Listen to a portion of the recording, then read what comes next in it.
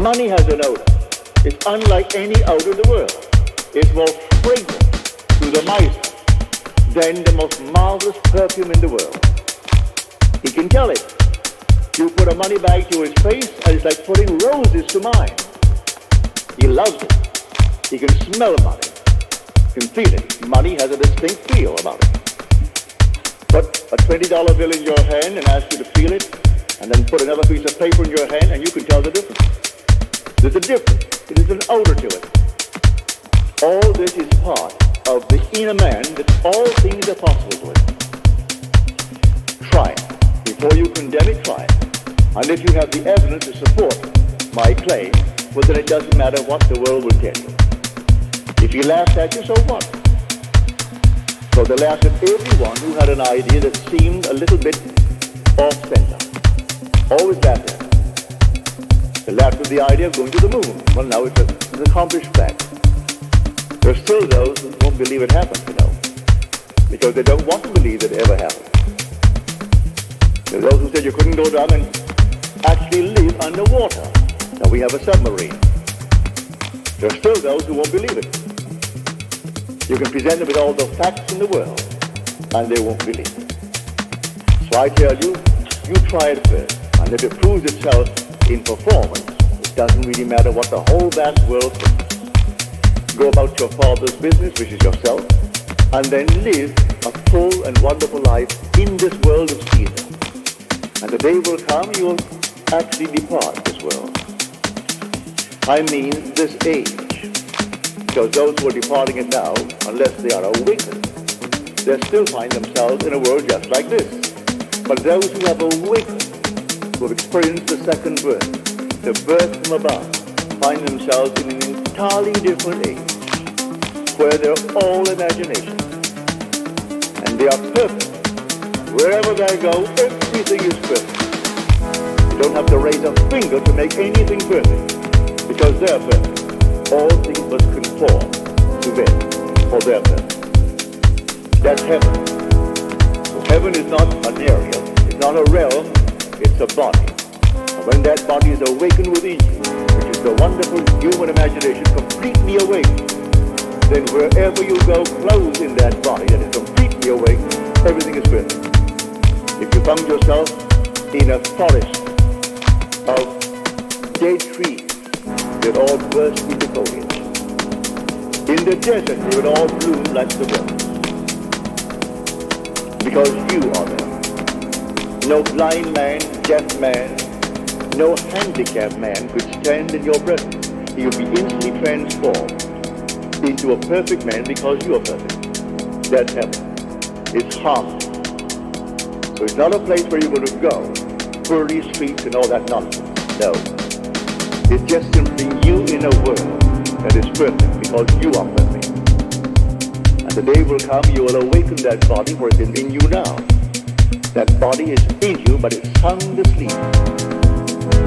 And one day, you will experience the resurrection. And you'll know the mystery of the resurrection. When you rise within yourself. For the grave in which Christ is buried, the Lord is buried, is your own skull. That's where he is buried. And in that tomb where he is buried, one day he will awake and he will come out of that tomb. And you will come out of the tomb. And you'll know who you are.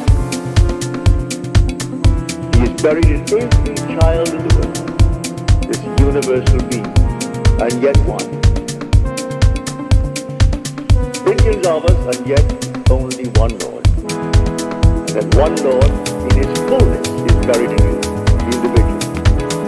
When you awaken, you are in. So tonight, take a goal. Make it a lovely goal, either for yourself or for another. Anytime that you exercise your imagination loving on behalf of another, you're mediating God to that other. So, bring a friend before your mind's eye. Represent him to yourself as the man or the woman that you would like to be. And don't tell them, ask for no praise, just assume that they're talking to you and telling you the most marvelous news about themselves.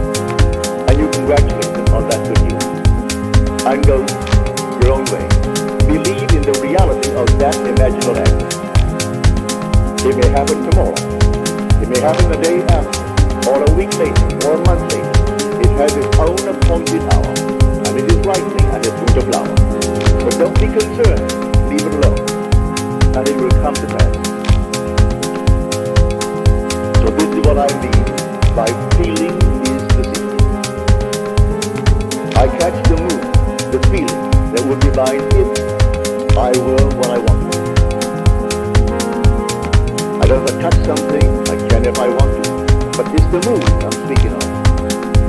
What would the feeling be like if she were well, if she were this, and then you catch it just as though it is true. You always go to the end, and the end is where you begin. You're always imagining ahead of our evidence, so go to the end, and feel the end, and then follow that end, even though reason denies it, and your senses deny it. Turn your back on the doubts, that is your senses, and what reason dictates.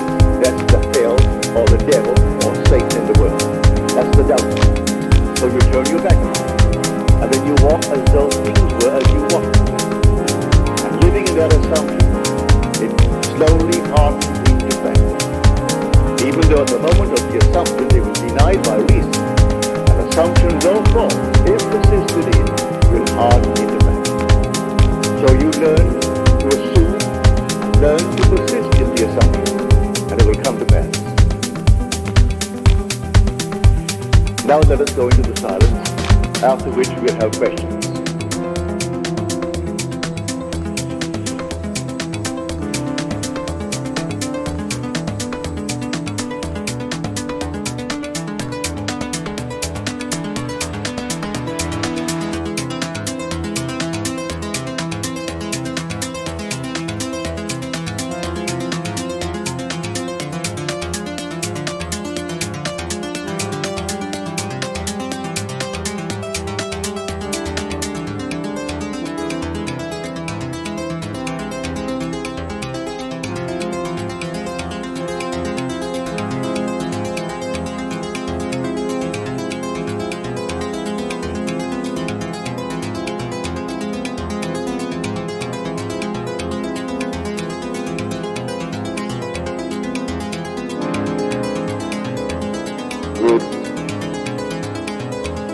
I hope you call it good mood.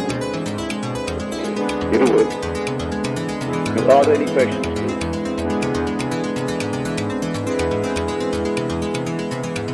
Any questions?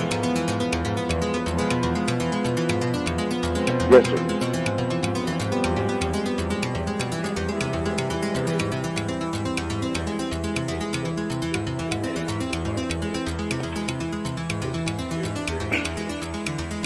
Well, to answer your question, I must go back and explain it to those who are here for the first time. No. I make the statement based upon my own experience that nothing dies. That's not only true of man, it's true of the flowers, of the animal world, of the trees, of everything. Nothing dies. I am the God of the living, not of the dead, so nothing dies. The little flower that blooms once, blooms forever. It's renewed by the seed of contemplative thought.